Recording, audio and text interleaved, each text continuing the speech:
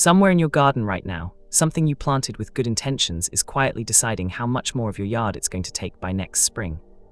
In the next few minutes, I'm going to walk you through 15 perennials I regret planting, exactly how deep or how far their roots run, the full window to get them out before they get ahead of you again, and what to plant in their place so you're trading up, not just losing options. If you've ever stood over a garden bed wondering how one innocent-looking plant in a 4-inch pot managed to take over the whole thing, subscribe. This channel exists for exactly that fight, the low-effort yard that still looks like you know what you're doing. Here's the part nobody says out loud at the garden center. A plant gets picked for the shelf because it fills its pot fast and looks full and healthy under fluorescent lights, not because of what it's going to do to your bed in 10 years. That same aggressive root system that makes it look great in June is exactly what makes it impossible to control in September. And the label doesn't help you. Naturalizing and vigorous grower sound like compliments. They usually mean nobody wants to tell you the real word, which is spreading. I want to be clear about something before we start. This isn't a list of ugly plants, and it isn't a list of worthless plants. Almost everything below is genuinely pretty, and a couple of them are legitimate pollinator favorites. The problem was never how they looked the first year. It's what they're doing underground while you're not looking, and how much of that work eventually lands back on you as a shovel in your hand some Saturday in October. A few of these go past annoying and into structural territory, cracked foundations, blocked sewer lines, driveways pushed up from underneath. So let's get into it, worst offenders first, and I'll give you exactly what to dig, when to dig it, and what earns the spot it leaves behind. Number 15, Japanese Anemone. Sold as a graceful, late-season bloomer, the kind of plant that fills a shady bed with soft pink or white flowers right when everything else is winding down for the year. What they don't put on the tag is that it spreads through brittle underground suckers that break off on their own and root wherever they land. You'll be pulling weeds 3 beds over in 2 years and realize it's the same plant. Removal window is now, while you can still trace where the original clump ends. Dig deep around the root crown and pull the brittle roots out whole, because any piece left behind tries again. Keep an eye out for new suckers coming up next spring in the surrounding beds. That's usually where the real fight happens. If you want that same soft, late-season color without the underground surprises, look for a compact, clump-forming fall bloomer bred specifically to stay put. Your local extension office or a reputable native plant nursery can point you to one suited to your zone. Number 14, Vinca minor, periwinkle. Sold as the answer to that one spot under tree where grass won't grow. And to be fair, it does grow there. The problem is what happens after. Every trailing stem roots itself down at each node it touches, and over a few seasons that builds into a dense, layered mat that smothers whatever spring ephemerals or seedlings were trying to come up underneath it. Pull the trailing vines by hand and dig out every rooted node you can find. This is slow work, but it's the only work that actually holds. Bag it, don't toss it in the compost. Rooted fragments can survive a home compost pile just fine. For that same year-round green under tree, look for a native clump-forming ground cover that spreads slowly and predictably instead of rooting as it crawls. Number 13, Yellow Archangel. Silver and cream variegated leaves, small yellow flowers, sold hard as a shade ground cover because honestly, it does fill a bed fast. Too fast. The same trailing runners that make it look established in one season are rooting at every node as they go, and it carpets a woodland floor quickly enough to smother native spring wildflowers before they've even had a chance to come up. Pull the runners now, in late summer before winter dormancy sets in, and make sure every rooting node comes with it, not just the top growth. For that silvery, textured shade cover, a slow-spreading, clump-forming shade perennial gives you a similar look without the wall-to-wall takeover. One more thing worth knowing here. In several parts of the country, Yellow Archangel isn't just a regret-it-later plant. It's been formally flagged as a problem species by regional agencies because of how easily it escapes cultivated beds into forest understory. If you inherited a patch with your house, treat the removal window as now, not next spring, especially if there's any wooded area nearby it could reach. Number 12, Ribbon Grass. Striped white and green blades, sold as ornamental grass for garden borders, and it does look sharp for about a season and a half.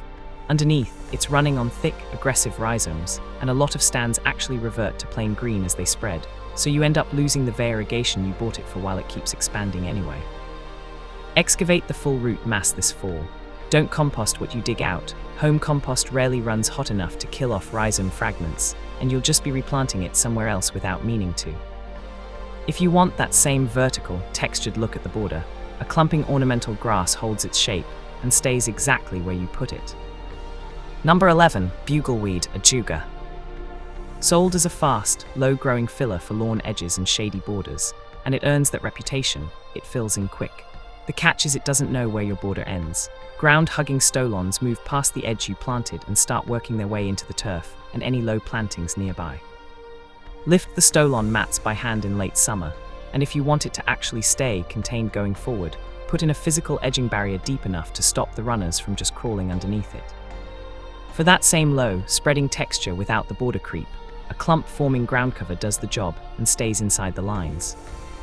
Number 10. Sweet woodruff. A fragrant, shade-loving ground cover with small white spring flowers, the kind of plant that shows up in every perfect for dry shade list. In practice, its creeping stolons form a fine, dense mat that overruns the slower-growing shade perennials planted next to it. Pull the creeping stems by hand in late summer. One thing worth knowing, it thrives in consistently moist shade, so easing back on irrigation in that bed can slow it down on its own over time. A similar textured, non-spreading shade perennial gets you close to the same look, without the mat taking over the whole bed. Number 9. Chinese lantern. Grown for those bright orange, papery seed pods that dry beautifully for fall arrangements, which is exactly why it ends up in so many gardens.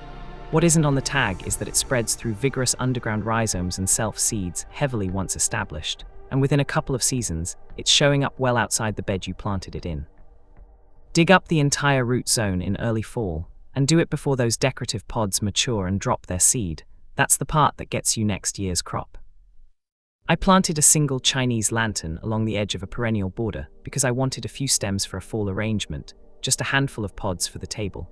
2 summers later, I had orange lanterns coming up in the middle of a peony clump 6 feet away, and I never once moved the plant myself. That's the rhizome doing the work while you're inside.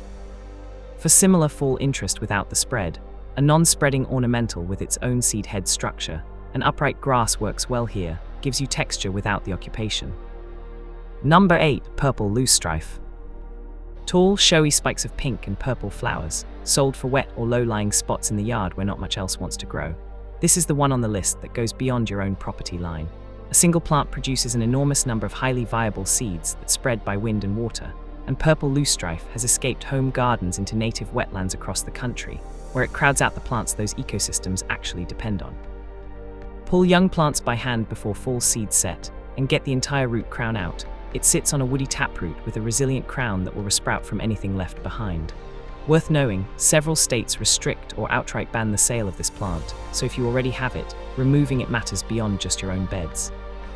For that same tall, wet-tolerant color, a native wetland perennial gives you comparable height and bloom without the downstream damage.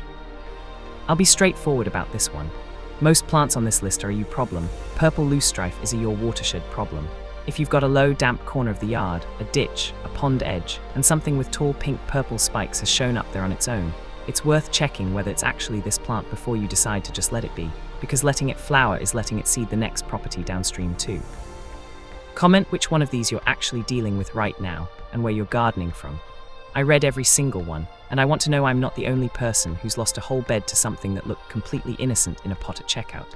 And if you haven't already, subscribe, because we've still got 7 more coming, including the one I'd call the single hardest plant on this entire list to fully get rid of.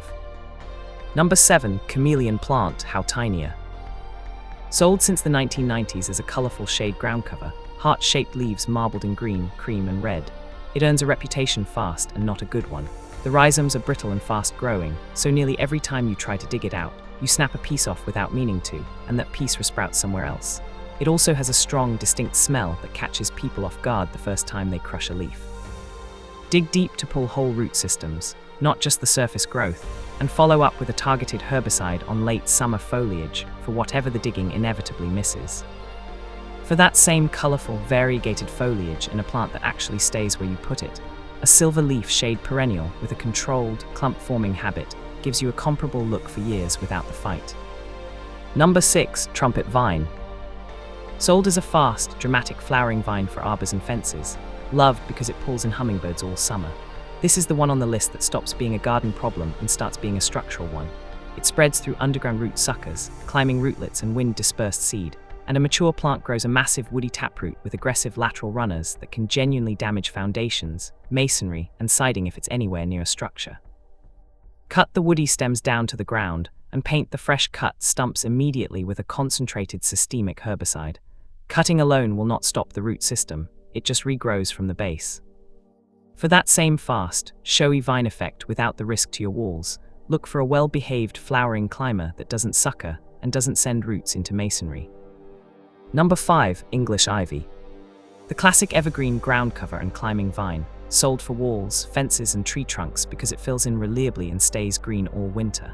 The climbing aerial rootlets are the real issue. They cling directly into brick mortar and wood siding, and on a mature tree, a heavy enough ivy load can eventually smother the entire canopy. Sever the vertical climbing vines at the base of the tree or wall first. That stops active damage immediately. Then dig out the ground runners completely. Don't leave them to reroot. I had a stretch of fence line that I let ivy take over for years because it looked good filling in the gaps.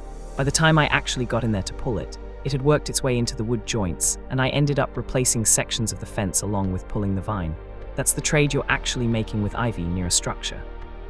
For that same year-round green coverage, a non-climbing evergreen ground cover gives you the look without anything reaching for your walls. Number 4. Mint. The classic hand-me-down herb, the one somebody's grandmother grew and everybody assumes is foolproof because it practically is, right up until it's a problem. Shallow, fast-branching stolons run both above and below the soil, and mint can take over an open bed in a single season, choking out whatever's planted next to it in the process. Dig out the root zone completely if it's already established in the ground. The only fix that actually holds long-term is growing mint exclusively in a container on a hard surface, patio, concrete, somewhere it can't touch soil. And here's the part people get wrong. Sinking a bottomless bucket into the ground as a contained planting is not a real solution. Given enough time, the stolons crawl over the rim or roots find their way out through the drainage holes, and you get the exact same infestation, just a season or two later than if you'd never bothered with the bucket at all. I put mint straight into a border bed my first year gardening because I wanted something I could just cut for tea without thinking about it. By the second summer it had crossed the whole bed and was coming up in the lawn on the other side. It's still, to this day, the fastest any plant on this list has ever gotten away from me. Number 3. Bishop's weed, goutweed. Sold as a tough, reliable ground cover for the difficult shady corner where nothing else seems to want to grow. It works, which is exactly the problem. A shallow, dense, interlocking rhizome mat spreads laterally and fast, forming a light-blocking monoculture that nothing else can compete with. This is the one where the removal method matters more than almost anything else on the list. Dig it out by hand. Do not, under any circumstance, rototill this plant. Cutting the rhizomes into pieces doesn't kill it, it multiplies it. Every fragment with a node can regrow into a full new plant, so tilling turns a contained patch into a scattered infestation across the whole bed. For that same fast-filling shade cover, a native, clump-forming ground cover, foam flower is the one I keep coming back to for this exact spot. Gives you similar coverage under trees without the underground takeover. Worth saying twice because it's the mistake people make most often with this plant. If you inherit a bed with bishop's weed already established, and your instinct is to till the whole area to start fresh, resist it. Tilling doesn't clear the bed, it turns one patch into dozens, and every one of those pieces is a new plant by the following spring. Number 2. Lily of the Valley. Fragrant, nostalgic, often the plant somebody's parent or grandparent grew, which is exactly why so many gardeners end up with it. It comes with the house. Creeping rhizomes and upright pips spread slowly under lawns and beds, sometimes over decades, so you don't always notice how far it's gone until it's already under half your yard. It's also toxic to pets if ingested, and over time it outcompetes native woodland understory plants in shaded areas. Dig up entire clumps where you can, or for larger infestations, smother the area with heavy, UV-stabilized plastic tarps for a full growing season. For anything beyond that, a systemic herbicide is usually the realistic option. For that same delicate white spring bloom, foam flower again, star-shaped white flower clusters in April, and it stays in a controlled clump instead of spreading under your lawn for the next 50 years. Number 1. Creeping bellflower. Sold as an old-fashioned, charming cottage garden flower, purple bell-shaped blooms on tall stems, the kind of plant that looks perfectly at home in a cutting garden photo. This is the plant that earns the top spot on this list, and it earns it honestly because it spreads 2 ways at once. It produces seed prolifically above ground, and below ground it's running on creeping rhizomes, and underneath all of that sits a vertical taproot that goes down about 12 inches.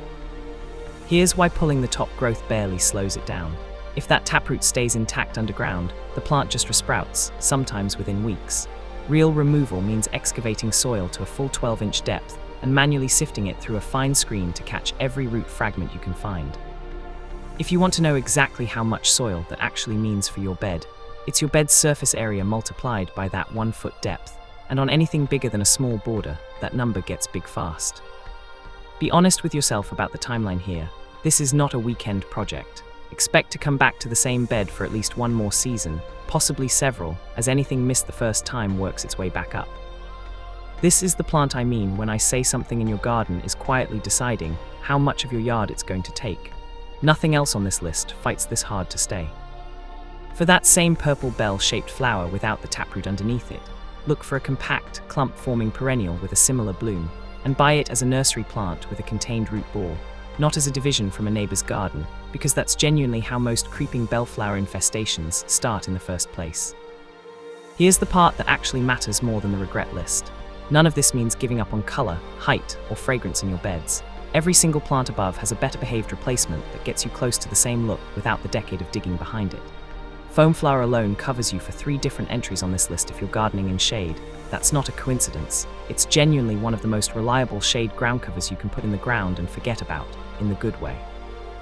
A contained mint pot on the patio still gets you fresh herbs all summer with zero risk to the bed next to it. And most of the spreading, flowers up above have a clump-forming cousin that gives you the same color without ever crossing the border of the bed you planted it in. This is really the entire philosophy behind this channel, and it's why I keep coming back to it. Choosing the right plant once is less work over 10 years than fighting the wrong one every single season. It's not about working harder in the garden, it's about not signing up for a fight you didn't know you were starting. That's the whole trade being too lazy to garden actually gets you, less digging later because you thought about it now. Every one of these looked like a good idea in the pot at checkout. That's the whole problem with this list, none of them look dangerous. Late summer into early fall is your actual window. The foliage is still full enough to identify exactly what you're pulling, and the plant is already moving its energy down into the roots instead of pushing out new seed. Don't wait for spring. Pull it now while it's still showing you exactly where it is. If you've ever fought one of these and felt like the only person losing to it, hit like you're not alone. Let me know in the comments which one you're pulling first, plus where you're gardening from. I read every single one. New research-backed perennial breakdowns go up every week, so subscribe if you want a yard that looks good without living in it.